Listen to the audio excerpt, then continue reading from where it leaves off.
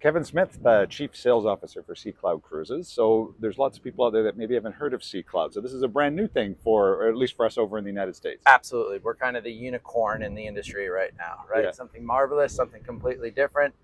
I'm Bob Bradley with the Pampered Cruiser, and if you'd like to book a cruise with SeaCloud or really any other river, small ship, or expedition cruise line, then we'd love to help you out. We know the products and destinations very well, and we can always get you additional amenities that are not available on direct bookings. Also, click on the link below to sign up for our free weekly email newsletter that features travel tips, informative articles, and exclusive offers delivered straight to your email box every Friday. SeaCloud is a unique travel product for people that want to try something new. So let's get back to Kevin on board SeaCloud Spirit. We're kind of the unicorn in the industry right now, right? Yeah. Something marvelous, something completely different. It's kind of the unicorn because we're the best kept secret, but we've been around since 1979. Yeah, so people that want to maybe do something that other people haven't done, and I should probably disclose where we are. We are on board the SeaCloud Spirit right Correct. now. We've got Corsica on one side of the vessel, and we've got Sardinia on the other side of the vessel. And Sue and I are probably a good example. We've done this stretch of Western Yeah, how Med many times have you done this? like about 1 million. Okay.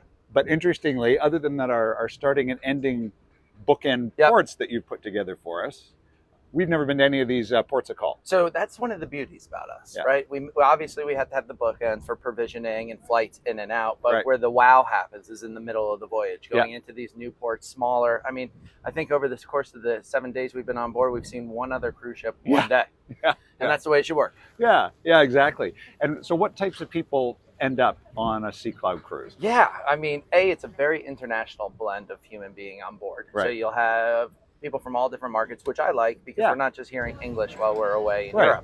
Europe. But for the traveler, it's the river cruiser. Yeah. It's the person that's been on expedition. The people that say, I want a smaller vessel, but they don't know what that means. Yes. Smaller in today's world means under 1,000 passengers. Smaller with SeaCloud means under 150 passengers. Yeah. So we're actually on our largest boat right now, and it holds only 136 passengers. Yeah, and you do notice that. Certainly we've noticed it. Just you never have a problem finding a deck chair, and It's you walk easy. into the dining room, the entire guest complement can be seated in the dining room at one time. Yep. Right? It's kind of an exciting way to go. I sort of equated it to saltwater river cruise, I love although that. the cadence of it is different than a river cruise. Well, you know what I say? I say we're the birth child between a river cruise and an expedition ship. So Yeah, you're yeah. on the right trend. You're Yeah, probably yeah. saying it with a little more PC than I am. And that's actually perfect because, and other than the fact that sometimes expedition cruising is a little bit misunderstood too. People think you got to be a Everest base climber and that's actually not the case for any expedition product. But we are on and off Zodiac boats here Yep, a little bit. all the time. And so which is a great segue to some of the things, and what I'm thinking of specifically Yep. is this photo safari around maybe describe that for me. Yeah. All right. So at SeaCloud Cruises, we love the surprise and delight moments, right? So obviously we have this beautiful vessel with Yeah. amazing sails. Actually on SeaCloud Spirit, we have 44,000 square feet of sail. That's extraordinary. So huge, right? Yeah. So what we'll do is we'll take everybody out on a Zodiac tour while we're perfectly moving along under Yeah. sail, and we get everybody out to get these beautiful pictures on. Yeah. A surprise and delight moment. When we're in the Caribbean, we'll take over a private beach. And we'll do a beach barbecue for the day with the sailboat off in the distance. It's Yeah. absolutely fabulous. And then we'll come up with other shore excursions you might have partaken, where we go into local markets. And again, it's kind of off the beaten path, small numbers. Yeah. It's that surprise and delight moment. But it really comes down to how can this vessel differentiate itself from everything else in the marketplace? Because there's a lot of great options. Sure. But there's nothing truly like this. We're authentic to ourselves, and it's easy for us to deliver with a small guest count number. And these sails that we see behind us are not decorative. No, they're not. They're actually propelling the they- boat right now. Yeah, I Yeah. mean, you can look right into that room and you'll see the captain. Yeah. It's this is actually a sailing vessel. But interestingly, and we'll take a walk around our cabin so people can take Yeah, a sure. look, is that you don't feel crowded. No, we So have great space to guest ratio. I mean, where we're right now is up in the bridge. We're the only two guests here. Yeah. If we go straight down below us, we have the library. There will be nobody in the library. Yeah. Everybody's down having dinner or breakfast rather on the Lido deck With or right below mimosas. with mimosa station. There's never an opportunity not to drink. Yeah, on board. that's We right. have this wonderful sommelier that you've met, Niels. Yes. I think you've had a few dinners with him. Yes. So he kind of runs our wine programs. Yeah. And he'll come on. I think he said this was his 6th voyage this year, and he just adds to the guest experience. So Yeah. when you're walking down to breakfast in the dining room, you'll be stopped by Neil's asking you if you'd like a mimosa, and has this beautiful mimosa station. Awesome. And these, just a few minutes ago, and we've definitely got B-roll of this, I'll pop up, but the crew is up deploying the sails. They do this manually. So Well, I heard you worked one day and got up there. Yeah, they told me to put in my application. I'm trying to get on steady. I love it. Yeah, yeah. I love it. So yeah, I actually scaled the mast. So and when I say I scaled the mast, they let me go to the lowest first station. So they. But that was a good first day test. Yeah. Okay, he didn't fall and plunge to his death, so it was all right. But in all seriousness, there's a very quick and relatively easy fitness test to pass. But if you feel that you want to climb up higher, then guests are actually encouraged to do that. So yeah, but so it's 33 crew members that raise the sails and lower the sails. That's what it basically takes. And you can see them not only going up, but working the ropes on the low side. It's nothing that's a push button. Right. So, right. it's very much part of the history. We can see right here, they're raising some of the sails right now. So we've been chatting a lot about being on SeaCloud Spirit. You have more than just one boat. We do. Yeah, we do. We actually have 3 in our fleet. Yes. So we have the original SeaCloud, and she was built in 1936 by Marjorie Mayweather Post from the Post cereal family. I've heard the name. Yeah. So vessel, absolutely stunning. It's a piece of history, having served in World War II as a weather boat. But if you have that historian or somebody that really wants to go back to the original days of tall ship sailing, that's the one for them. That's the bucket list for everybody. Yeah. And then going into SeaCloud 2, which is built in 2001, holds 94 guests.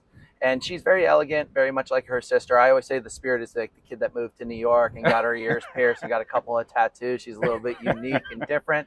But where all of our vessels will sail is from April to November. We are in the Mediterranean, sailing all over the Med. Right. So one of the big things with us is we don't follow a typical schedule like most of our competitors do. We don't have a lot of repeats. We kind of meander throughout Europe all summer long. So I can stay on board all summer. You could. You do. We don't do a lot of repeats, which is beautiful. Yeah. And then coming in November, we do our transatlantic. That's a 16-day voyage. So anybody that loves the sea, I encourage you to do that. That's on my bucket. That's my retirement gift. Yes. And then we spend the winter in the Caribbean, sailing around Panama. So you have Central America, getting into the ABCs, getting into the Leeward Islands. Yeah. It's just absolutely fabulous. But this boat and all the other 2 ships are built for the Caribbean or the Mediterranean. Just a great time. And one of the best things about sending a guest on board, especially when booking with you, is you're part of Virtuoso, right? Yes, sir. And so the Virtuoso benefit that goes on any voyage across our catalog is a $50 onboard credit per day per person. That's so on fantastic. a 7-day voyage, you're getting a $700 credit. And we operate shore excursions all included, wines all included. So where are you going to use this? We have a beautiful spa on board. You've seen 2 sea days so far on this voyage. Great opportunity to use it during your sea day in the spa. If you'd like to do a beverage upgrade, you can do that. Your transfers can be included in that. Or additional shore excursions if you want to do something special. That's fantastic, because oftentimes with people, they get onboard credits, from us or from wherever it comes from, and they end up spending it against their room charges, right? And so it goes against gratuities that are included here, or sort of your baseline shore excursions that are also included here. So it's, I always say to people, because one of the questions we often get from our clients is, okay, well, if it's so inclusive, what am I going to use an onboard credit for? And I say, go spend it on something completely frivolous and ridiculous you would never otherwise do. Yeah, or buy you a shirt. But bring me back a gift. That'd be fantastic. Right? Yeah, and that's the fun part of it, right? It'd be like a game show. Frivolous, really good. Frivolous OBC spending. That's I think that's what needs to be our next segment. Okay, we should do that. Right on. So I mean, certainly for the sailing enthusiast, it's a no-brainer. But if you're just a person that likes great food and great wine and want to do something different in the Mediterranean and go home and brag to all your friends about where because everybody's been to Italy and France, right? But not this way. This way. Yeah. That's the beauty. It's a fantastic product. It's really, we very much enjoyed being on board. So thank you for the invite. So thank you. Pleasure. If you enjoyed this video, then give us a thumbs up, or better yet, subscribe to our YouTube channel.